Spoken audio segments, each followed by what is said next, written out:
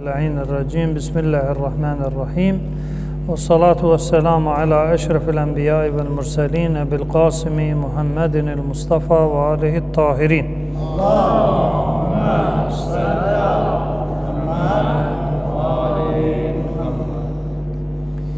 Mövzumuz İmam Cəfər Sadiq əleyhissalamdan nəql olunan hədisdə idi. Deməli, hədisin mətnində insanların Qurana nisbəti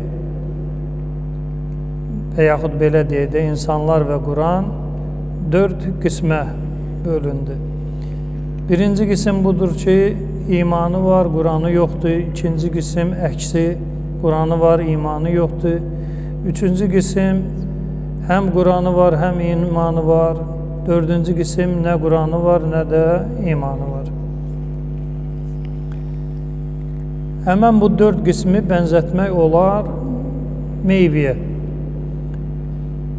Məsələn, nə Quranı var, nə imanı, bu xarab olmuş bir meyvədir. Nə dadı var, nə də ətri. Həm Quranı var, həm imanı var. O bir meyvədir ki, həm dadı var, həm ətri, həm də görkəmi. Baxanda insanın ürəyi açılır. İmanı var, Quranı yoxdur, forma var, amma ətri, dadı yoxdur. Quranı var, imanı yoxdur, bu da həmçinin.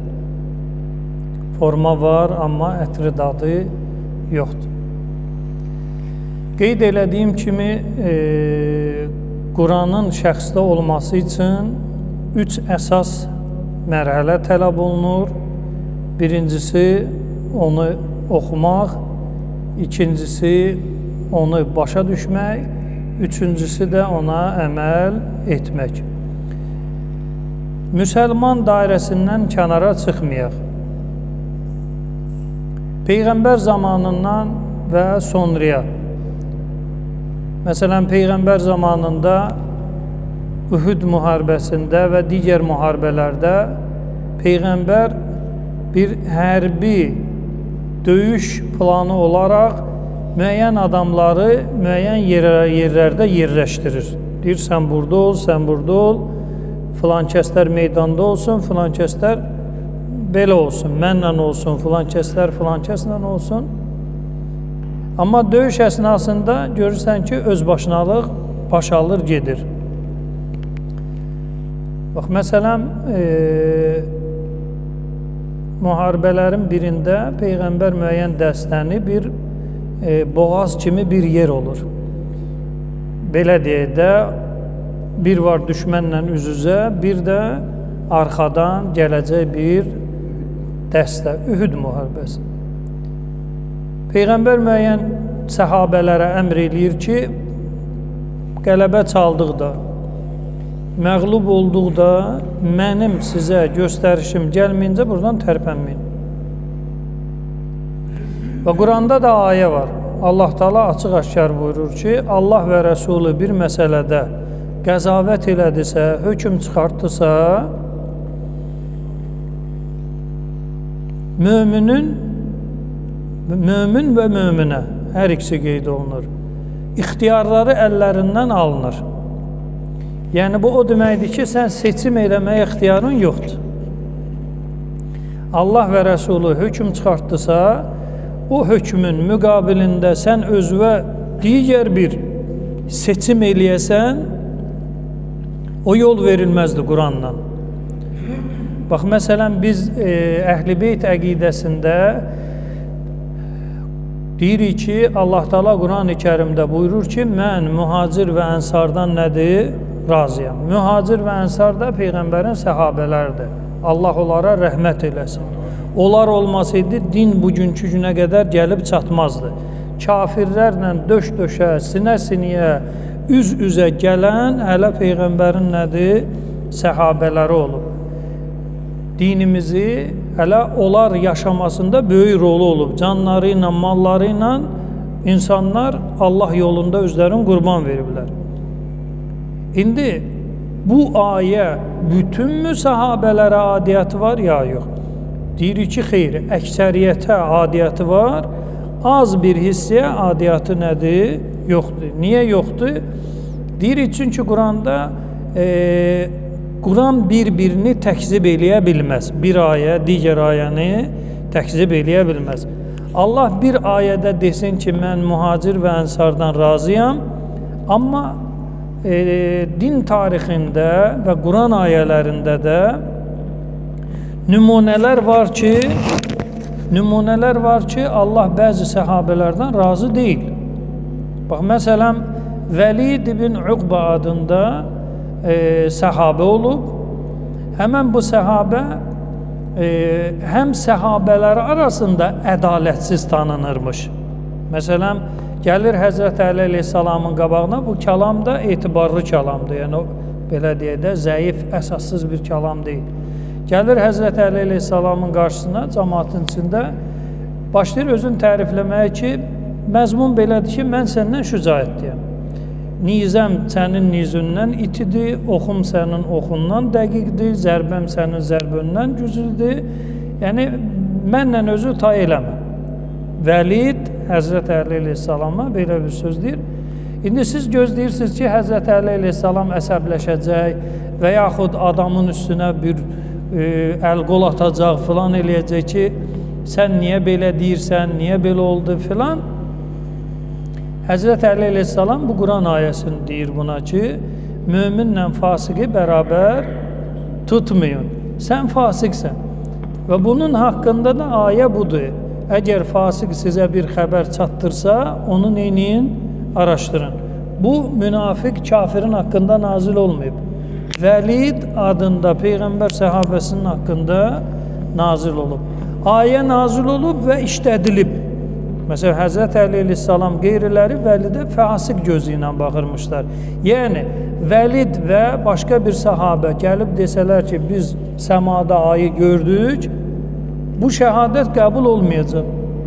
Niyə? Çünki şahidlərin biri fasiqdir. Yəni, ədalətsiz. Onun hər hansı bir məsələdə şahidliyi qəbul deyil. Və yaxud digər bir səhabə, Rabi'a İbn Umayyə İbn Xələf elə dalı var. Rabi'a adında bir səhabə. Bu adam Peyğəmbər zamanında olub səhabə. Əbu Bəkirin dönəmində 2 il, 6 ay, 7 ay olub səhabə. Ömərin xilafətin dönümündə də olub səhabə bir müddət. Bu səhabənin bir problemi olub. Yəni, vəzifə pərəst olmayıb, dünya pərəst olmayıb, qadın şəhvəti olmayıb, bir problemi olub, yaxşı içən olub. Yəni, adam içkini atmayıb.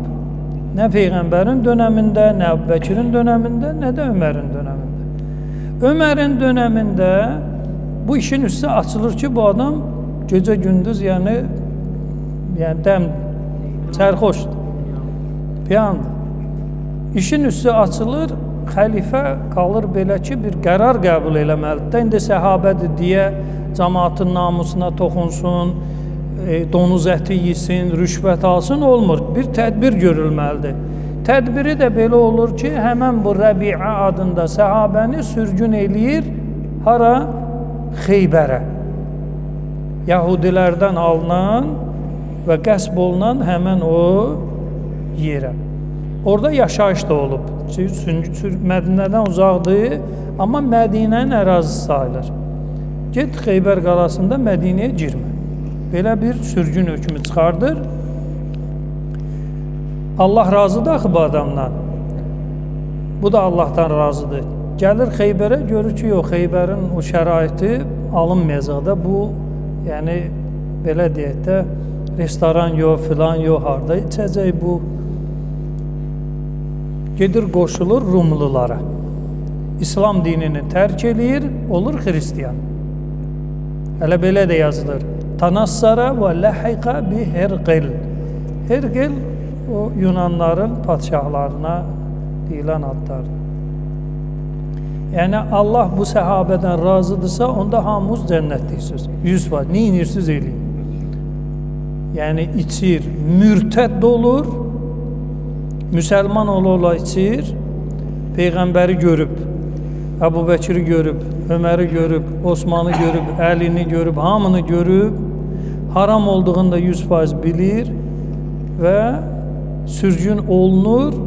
Niyə məni sürgün elədiniz? İslamdan imtina eləyir, adam mürtəd olur və xristiyanlara qoşulur, son nəfəsinə qədər də orada qalır. Deməli, ən sağlam əqidə budur ki, 100 səhabədirsə, onun 100-ünə də ədalətli demək Quranla və İslam həqiqəti ilə nədir? Uyğun gəlmir. Çünki Peyğəmbərdən sonra şəxs dinindən döyünüb xristiyan olur. Hətta Peyğəmbər zamanında da belə Peyğəmbəri atıb, gedib kafirlərə təzədən qoşulan mürtəd səhabələr olub. Özü də Quran yazan səhabələrdən. Hər halda sağlam əqidə budur ki, 1% ədalətli hesab eləmə, əksəriyyəti ədalətli hesab elə. Onlar olmasaydı dinimiz olmazdı. Onlar olmasaydı Peyğəmbər nə Məkkədə, nə Mədinədə İslamı yaya bilməzdi. Düzdür, möcüzə ilə Peyğəmbər çox şey eləyə bilərdi, amma möcüzənin dadı olmur, təsiri olmur. Elə bir nəfər gətirir sənə, küllü miqdarda pul verir. Sən onu necə xərcləyəcəksən? Nə tər gəldi? Niyə? Çünki zəhmət çəkməmsən axı. Amma zəhmət çəkib, əziyyət çəkib, 1000 manat qazansan, onu heç, belə deyək də, öz canına xərcləməyəcəksən, evladlara və daha gərək belə bir sözlər deyəcəksən özündə. Özüə qıymayacaqsan, yaxınlarına nədir? Amma bir nəfər gətirib sənə zəhmətsiz pul versə, sən onu rahatçılıqla hara getdisinə heç belə baxmayacaqsan. Salavat göndərək Peyğəmbərimizə.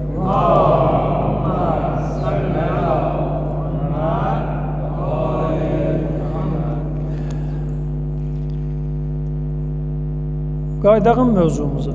Yəni, imanı var, Quranı yoxdur, imanı var, ya hər ikisi var, ya hər ikisi yoxdur. O insanı müəyyən şəkilə salır. Yəni, bu 4 halın 4-ünü də əgər bir nəfər meyvə ilə çəksə, fərqli şəkillər ortaya çıxacaq. Və çalışmaq lazımdır ki, həm iman olsun, həm də nədir? Quran olsun. İndi Quran olsuna 3 misal gətirək ki, adamın Quranı var ya yox. Yəni, iman dedikdə imanın yüngül və zəif formasını götürürük. Əşhədü ən la ilahə illallah Muhammed Rasulullah. Adam iman gətirdi. Adam neynədi? İman gətirdi. İndi adamın Quranı varmı ya yox. Deməli, Ər-Ra'd surəsi 25-ci ayəyə nəzər salaq.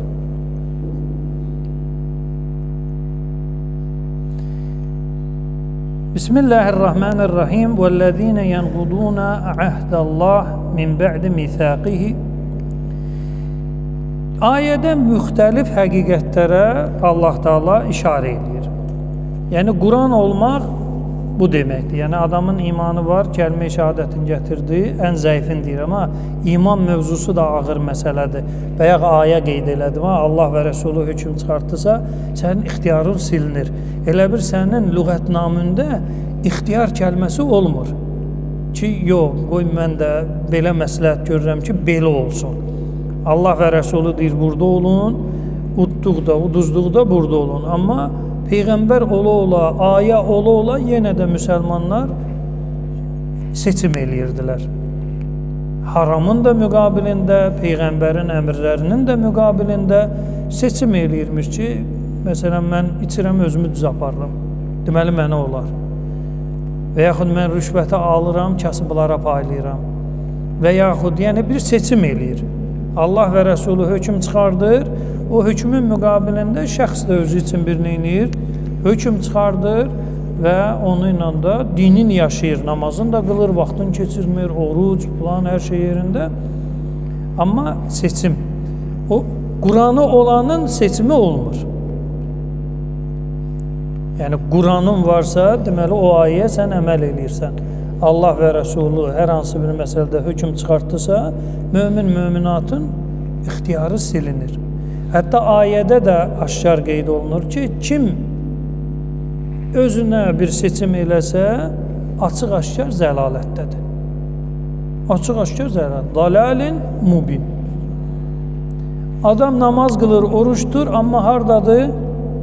Dalalin mubindədir. Bəs Allahu Ekber, Subhanallah, Elhamdülillah, oruc, namaz, iman var, Quran yoxdur. Quran var, iman nədir? Yoxdur. Deməli, ayədə Allah Teala buyurur ki, o kəslər ki, Allahla əhd bağlayıb. Allahla neyniyib? Əhd bağlayıb.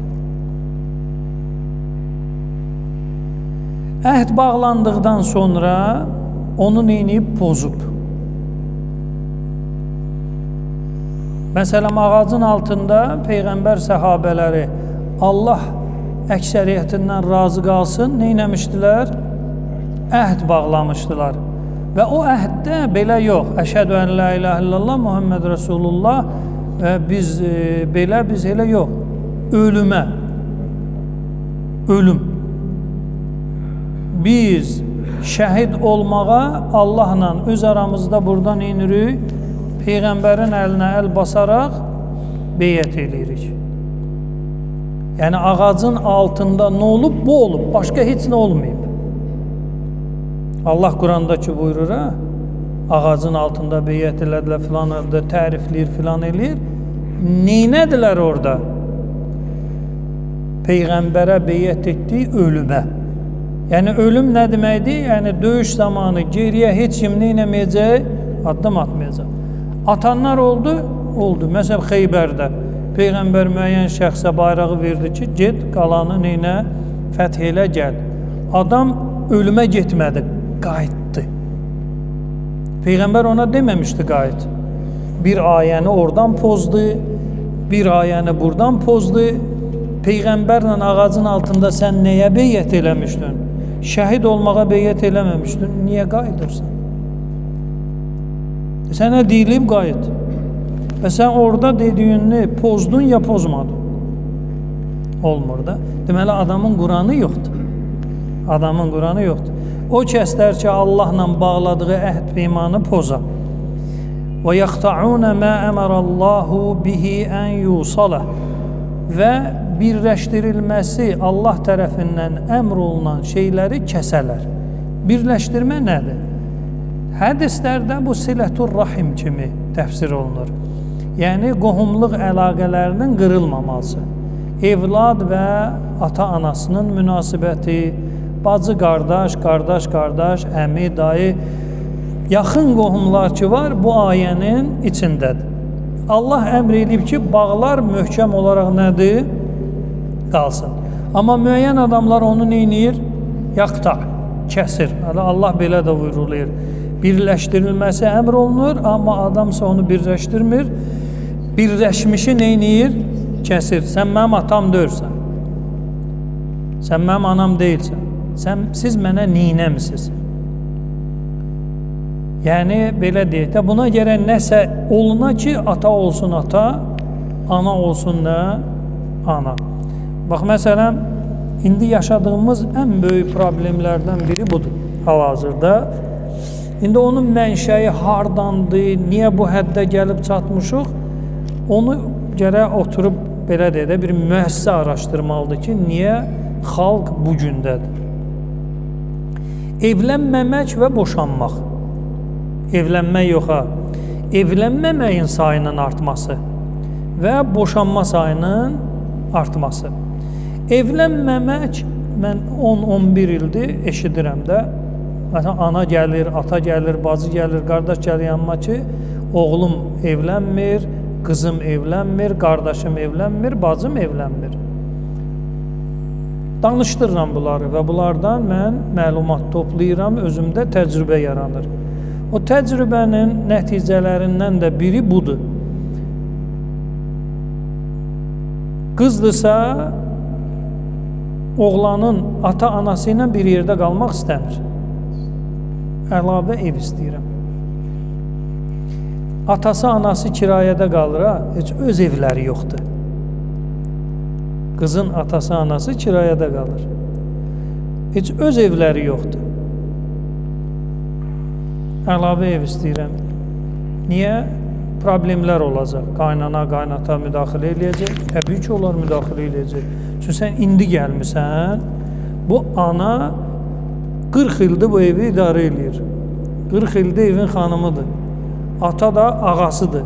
Sən gəlmirsən, təzə səliqə yaratmaq istəyirsən. O səliqəni də bu ana ilə alınmayacaq. Gərək özünün müstəqil evi olsun ki, oradan neynəsin? Öz səliqəsini yaratsın. Məsələn, nümunələr var məndə, kifayət qədər. Hətta ayrılmalar, filanlar hamısı neyin üstündədir? Oğlanın ata-anası bunlarla bir yerdə qalır. Hətta imkanlı ailə də tanıyıram, çox imkanlı. Qızı almazdan öncə belə bir xəbərdarlıq eləyiblər qız evinə. Ki, bizim pulumuz, malımız var.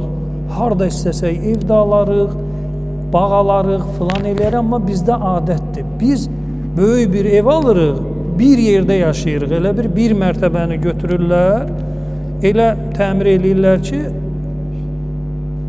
hamı bir-birinin üzünə qapı açır. Neçə otaq istəyirsən? 3? 3-ü sənin, 4-ü sənin, 5-i sənin və s. axı. Amma ata-ana orada olur. Bizdə belədir. Verirsiniz bu şərtlə qızı, tamam. Verdilər, sonra qız razılaşmadı, ailə dağılmasın deyə başqa bir ev aldılar. Niyə? Çünki qız özü səliqə yaratmaq istəyir. İmkan da oldu, belədir, imkan da olmadı. İndi səbəb nədir? Niyə axı o qaynana, qaynata evliliyin qarşısını alan bir amilə çevrilib? İndi çevrilib, qabaq belə deyildi. İndi evliliyin qarşısını alan amillərdən də biri nədir? Qaynana, qaynatadır. Yəni, ay pulu yoxdur, varı yoxdur, imkanı yoxdur, işi yoxdur, gücü yoxdur. Yox, bunlara baxılmır. Bunlar soranın işidir. Qaynana, qaynata varsa artıq problem nədir var? İndi Quranla, dinlə bu məsələyə yanaşanda necə olur? Görürük ki, yox, Quranda Allah Teala buyurur ki, ya ata, ya ana, ya hər ikisi evladın yanında neynir? Qocalır. Yəni, ata-ananı, evladın atmağa ixtiyarı yoxdur Quranla. O, evladın yanında neynəməlidir?